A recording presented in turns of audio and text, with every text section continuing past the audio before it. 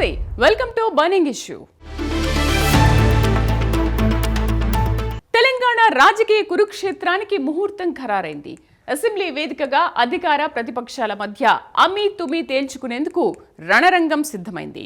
ఒకవైపు గణాంకాలే గన్లుగా, గత పాలకుల తప్పిదాలే బుల్లెట్లుగా విపక్ష బీఆర్ఎస్ కోటలను బద్దలు కొట్టేందుకు రేవంత్ సర్కార్ వ్యూహ అస్త్రాలను సిద్ధం చేసుకుంటే, మరోవైపు సభను కాదని జనం మధ్య తేల్చుకుంటామంటున్న గులాబీ దళం శైలి ఇప్పుడు రాష్ట్ర రాజకీయాల్లో పెను సంచలనంగా మారింది. ఇది కేవలం చర్చల సభ కాదు, గత తప్పిదాలపై రేవంత్ రెడ్డి ఇచ్చే పవర్ పాయింట్ యుద్ధం. రేవంత్ విసిరిన సవాల్ను స్వీకరించి మాజీ సీఎం కేసీఆర్ అసెంబ్లీ గడప తొక్కి ప్రజాస్వామ్య దేవాలయం సాక్షిగా గర్జిస్తారా, లేక ఫామ్ హౌస్ గోడల మధ్య తన వ్యూహాలకు పదును పెడతారా? నీళ్లు, నిధులు, నియామకాల సాక్షిగా జరగబోయే ఈ అగ్ని పరీక్షలో గెలిచేదెవరు? పంతాలు, ప్రతి సవాళ్ల మధ్య సాగబోయే ఈ హై వోల్టేజ్ పొలిటికల్ ఫైట్లో ప్రజల తీర్పు ఎటువైపు? తెలంగాణ అసెంబ్లీ వేదికగా సాగబోయే ఆ చర్చలో దాగిన ఆ విశేషాలేంటో ఇప్పుడు చూద్దాం.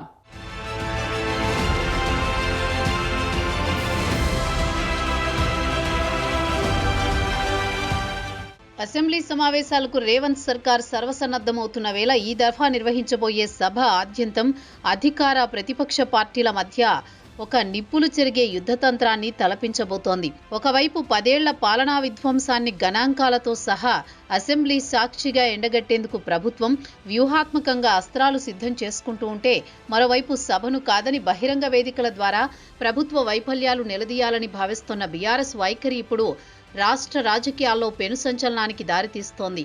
దశాబ్ద కాలం రాష్ట్రాన్ని శాసించిన మాజీ ముఖ్యమంత్రి, ప్రస్తుత ప్రతిపక్ష నేత కేసీఆర్ ప్రజాస్వామ్య దేవాలయం సాక్షిగా విమర్శలు సంధిస్తారా, లేక గత సమావేశాల మాదిరిగానే ప్రతిపక్ష నేత లేని లోటును సభ చవిచూడాల్సి వస్తుందా అన్నది ఇప్పుడు అత్యంత ఉత్కంఠభరితమైన అంశంగా మారింది.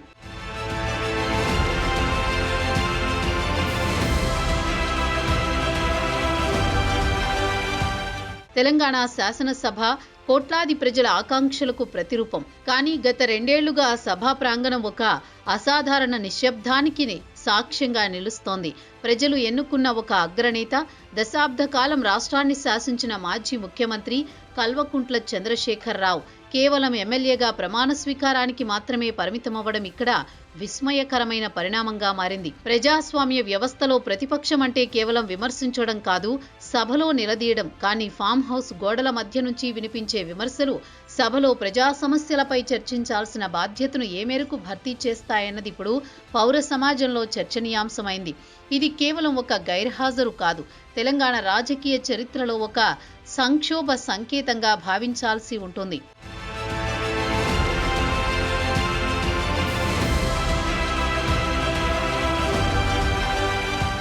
ముఖ్యమంత్రి రేవంత్ శైలి ఎప్పుడూ దూకుడుగానే ఉంటుంది. ఇప్పుడు ఆ దూకుడుకు పదునైన గణాంకాలను, తిరుగులేని సాక్ష్యాలను జోడిస్తున్నారు. కమాండ్ కంట్రోల్ సెంటర్ సాక్షిగా మంత్రులతో ఆయన జరిపిన భేటీని కేవలం ఒక సమీక్షగా చూడలేం. అది విపక్షాల అబద్ధపు ప్రచారాల కోటలను బద్దలు కొట్టేందుకు సిద్ధం చేసిన ఒక యుద్ధతంత్రంలా కనిపిస్తుంది. 2 టర్ముల బీఆర్ఎస్ పాలనలో జరిగిన తప్పిదాలను, సాగునీటి ప్రాజెక్టుల పేరిట జరిగిన విధ్వంసాన్ని జనారణ్యంలోకి తీసుకువెళ్లేందుకు రేవంత్ రెడ్డి నడుం బిగించారు. ఇక ఉపేక్షించేది లేదు అన్న ఆయన మాటల్లో ఒక రకమైన గాంభీర్యం, 10 ఏళ్ల నిర్లక్ష్యాన్ని నిలదీయాలన్న కసి స్పష్టంగా ప్రతిబింబిస్తోంది. ఇది కేవలం అధికార పక్షపు ఆత్మరక్షణ కాదు, ముందస్తు దాడికి సిద్ధమైన వ్యూహంగా విశ్లేషించాల్సి ఉంది.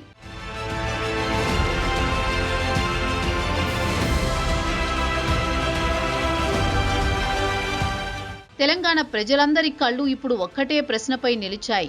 కేసీఆర్ అసెంబ్లీకి వస్తారా? ప్రతిపక్ష నేతగా ఆయన బాధ్యత కేవలం విమర్శలు చేయడం కాదు, సభలో చర్చకు నాయకత్వం వహించడం. కానీ గత అసెంబ్లీ సమావేశాలకు ఆయన గైర్హాజరు కావడం ప్రజాస్వామ్యవాదులను విస్మయానికి గురి చేసింది.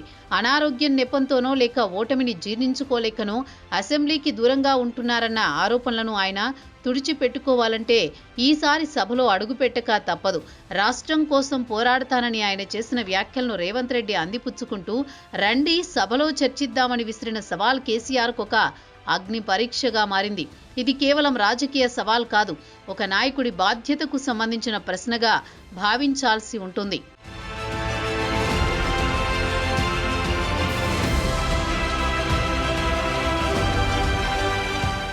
అసెంబ్లీలో చర్చించాల్సిన కీలక అంశాలపై సీఎం రేవంత్ మంత్రివర్గానికి ఇచ్చిన ఆదేశాలు అత్యంత పదునైనవి.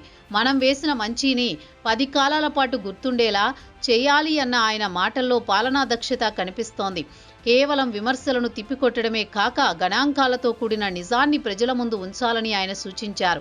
ముఖ్యంగా కేసీఆర్ హయాంలో జరిగిన లోపాలను సోషల్ మీడియా వేదికగా ఎండగట్టాలని, విమర్శించే వారికి ధీటైన సమాధానమిచ్చేలా కార్యాచరణ ఉండాలని ఆదేశించడం చూస్తుంటే కాంగ్రెస్ ప్రభుత్వం ఈసారి సమాచార యుద్ధానికి సిద్ధమైందని అర్థమవుతోంది. ఇది కేవలం పాత తప్పులను తవ్వడం కాదు, భవిష్యత్తు తరాలకు వాస్తవాలను తెలియజేయడం అన్న సంకేతాలనిస్తోంది.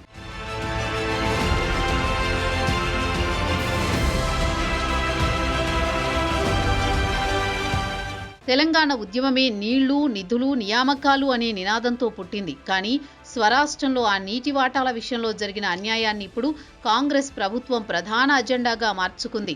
కృష్ణా, గోదావరి బేసిన్లలో తెలంగాణకు దక్కాల్సిన న్యాయమైన వాటాను గత ప్రభుత్వం ఎలా తాకట్టు పెట్టిందనే అంశంపై అసెంబ్లీ వేదికగా పవర్ పాయింట్ ప్రజెంటేషన్ ఇవ్వాలని నిర్ణయించడం అత్యంత కీలకం.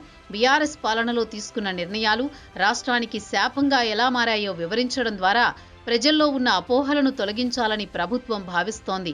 నీటి ప్రాజెక్టుల రీడిజైనింగ్ పేరుతో జరిగిన అక్రమాలు, ఏపీ అక్రమ ప్రాజెక్టులను అడ్డుకోవడంలో ప్రదర్శించిన ఉదాసీనతను గణాంకాలతో సహా సభ ముందు ఉంచడం ద్వారా బీఆర్ఎస్ నైతికతను దెబ్బతీయాలని రేవంత్ సర్కార్ యోచిస్తోంది.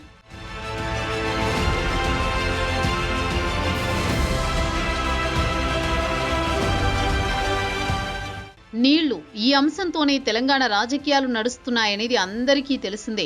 ఇదే అంశాన్ని పాలక ప్రతిపక్షాలకు విమర్శలు, ఆరోపణలకు అస్త్రంగా మారాయి. కృష్ణానది యాజమాన్య బోర్డుకు ప్రాజెక్టులను అప్పగించే విషయంలో గత బీఆర్ఎస్ ప్రభుత్వం అనుసరించిన ద్వంద్వ విధానాన్ని సభలో ఎండగట్టాలన్నది రేవంత్ వ్యూహంలో భాగం. నాడు ఒప్పందాలకు తల ఊపి ఇప్పుడు ప్రజల ముందు మొసలి కన్నీరు కారుస్తున్నారన్న విమర్శలను ప్రభుత్వం బలంగా వినిపించబోతోంది. తమ హయాంలో తెలంగాణ ప్రయోజనాలను ఎలా కాపాడుతున్నామో, కేంద్రాన్ని ఎలా నిలదీస్తున్నామో వివరిస్తూనే గత పాలకుల అసమర్థతను సాక్ష్యాలతో నిరూపించేందుకు గణాంకాలు సిద్ధమయ్యాయి. ఈ చర్చ కేవలం సభకే పరిమితం కాకుండా ప్రతి గ్రామంలోని రైతుకు చేరేలా social media, main stream media వేదికగా భారీ ప్రచారం నిర్వహించాలని మంత్రులకు ఇచ్చిన ఆదేశాలు ప్రభుత్వ వ్యూహ తీవ్రతను తెలియజేస్తున్నాయి.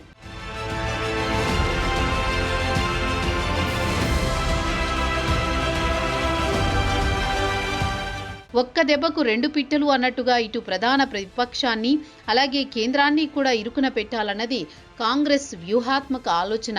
కేంద్ర ప్రభుత్వం వద్ద పెండింగ్లో ఉన్న రాష్ట్ర ప్రాజెక్టుల అంశంపై సభలో స్పష్టత ఇవ్వాలని ప్రభుత్వం నిర్ణయించడమే ఇందుకు కారణం. విభజన హామీల అమలులో కేంద్రం చూపుతున్న వివక్షను గత ప్రభుత్వం ఎందుకు అడగలేకపోయిందనే ప్రశ్నను సభావేదికగా రేవంత్ సంధించబోతున్నారు. ఏపీ ప్రభుత్వం చేపడుతున్న అక్రమ ప్రాజెక్టులను అడ్డుకునేందుకు తమ ప్రభుత్వం తీసుకుంటున్న చట్టపరమైన, రాజకీయపరమైన చర్యలను సభ దృష్టికి తీసుకురావడం ద్వారా తాము తెలంగాణ ప్రయోజనాల విషయంలో రాజీ పడబోమని స్పష్టం చేయనున్నారు. ఇది రాష్ట్రాల మధ్య ఉన్న జల వివాదాలకు అతీతంగా తెలంగాణ ఆత్మగౌరవానికి సంబంధించిన అంశంగా ప్రతిబింబించనుంది.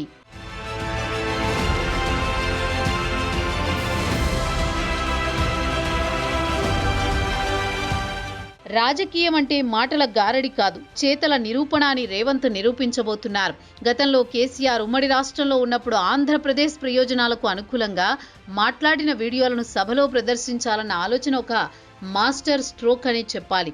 ఒక నేత తన రాజకీయ అవసరాల కోసం ఎలా రంగులు మారుస్తారో, వారి డబుల్ స్టాండర్డ్స్ ఏంటో సాక్ష్యాధారాలతో ప్రజలకు చూపించడం ద్వారా బీఆర్ఎస్ వాదనలోని డొల్లతనాన్ని బయటపెట్టాలని ప్రభుత్వం కృతనిశ్చయంతో ఉంది.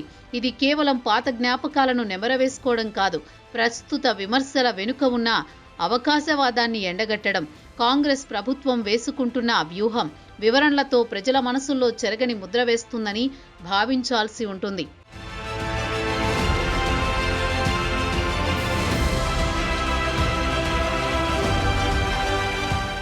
ఒకప్పుడు అజేయంగా కనిపించిన బీఆర్ఎస్ ఇప్పుడు ఆత్మరక్షణలో పడిందన్న సంకేతాలు వెలువడుతున్నాయి. కేసీఆర్ లేని అసెంబ్లీలో ఆ పార్టీ నేతలు చేస్తున్న విమర్శల పదునును కోల్పోతున్నాయనే విశ్లేషణలు వినిపిస్తున్నాయి. ప్రభుత్వంపై చేసే ఆరోపణలకు సరైన ఆధారాలు లేకపోవడం, కేవలం రాజకీయ ప్రయోజనాల కోసం అబద్ధాలను ప్రచారం చేస్తున్నారన్న భావన ప్రజల్లో బలంగా నాటుకుపోయింది. కేసీఆర్ ఫామ్ హౌస్కే పరిమితం కావడం వల్ల క్షేత్రస్థాయిలో కేడర్లో నిరాశ నెలకొంది. ఈ నేపథ్యంలో అసెంబ్లీకి రావడం ద్వారా పార్టీలో జవసత్వాలు నింపాలని కొందరు నేతలు భావిస్తున్నా మరికొందరు మాత్రం కాంగ్రెస్ విసిరిన వ్యూహంలో చిక్కుకోకుండా ఉండడమే మేలని వాదిస్తున్నారు. ఈ సందిగ్ధత బీఆర్ఎస్ను మరింత బలహీనపరిచే అవకాశం ఉందని విశ్లేషించవచ్చు.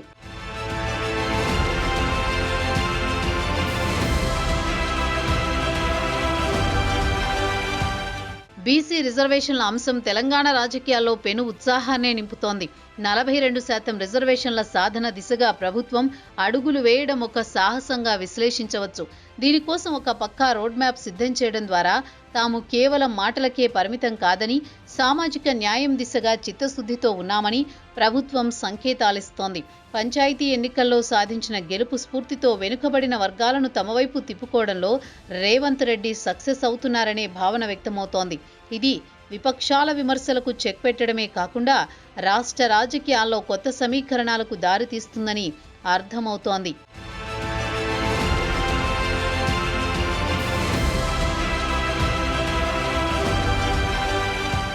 కేవలం గత ప్రభుత్వంపై విమర్శలకే పరిమితం కాకుండా తమ ప్రభుత్వం 2 ఏళ్లలో చేపట్టిన సంక్షేమ పథకాల విజయాలను కూడా సభలో చర్చనీయాంశం చేయనున్నారు. మహిళలకు ఉచిత బస్సు ప్రయాణం, రైతు భరోసా, ఇందిరమ్మ ఇళ్లు వంటి పథకాల ద్వారా ప్రజల్లో వచ్చిన మార్పులకు గణాంకాలతో సహా నిరూపించబోతున్నారు. విమర్శించేవారు అభివృద్ధిని చూడలేకపోతున్నారన్న సందేశాన్ని బలంగా పంపడం ద్వారా సామాన్య ప్రజల మద్దతును మరింత పెంచుకోవాలని ప్రభుత్వం భావిస్తోంది. పాలనలో మనం చేసిన మంచి ప్రజలకు చేరువ కావడమే లక్ష్యంగా మంత్రులందరినీ సమాయత్తం చేయడం రేవంత్ నాయకత్వ పటిమకు నిదర్శనంగా భావించవచ్చు.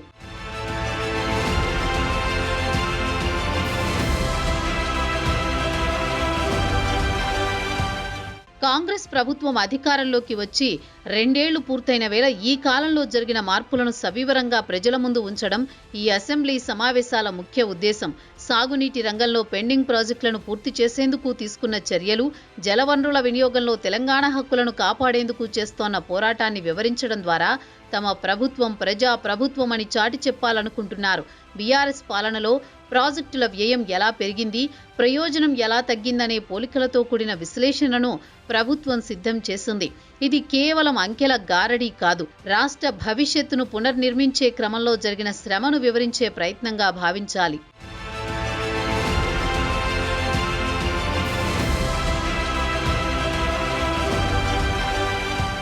మొత్తానికి నెల 29 నుంచి ప్రారంభం కానున్న అసెంబ్లీ సమావేశాలు కేవలం ఒక మొక్కుబడి కార్యక్రమం కాదు, అది తెలంగాణ రాజకీయాల్లో ఒక పెను మార్పునకు నాంది పలకబోతోంది. కొత్త సంవత్సర ప్రారంభంలో కాంగ్రెస్ క్యాడర్కు మరింత జోష్ను కలిగించడం, అదేవిధంగా ప్రతిపక్ష బీఆర్ఎస్ను నైతికంగా మానసికంగా దెబ్బకొట్టాలన్న పాలిటిక్స్గా మారనున్నాయి. ఒకవైపు తన ఉనికిని కాపాడుకోవాలని చూస్తోన్న బీఆర్ఎస్, మరోవైపు 10 ఏళ్ల విధ్వంసాన్ని సరిదిద్ది రాష్ట్రాన్ని ప్రగతి పథంలో నడిపించాలని చూస్తోన్న కాంగ్రెస్. ఈ రెండింటి మధ్య జరిగే పోరులో సత్యమేదో అసత్యమేదో తేల్చాల్సింది ప్రజలే. కేసీఆర్ సభకు వస్తారో లేదో తెలియదు, కానీ సభలో జరిగే చర్చపై మాత్రం ప్రజల్లో ఒకంత హాట్ టాపిక్గా మారడం గమనార్హం.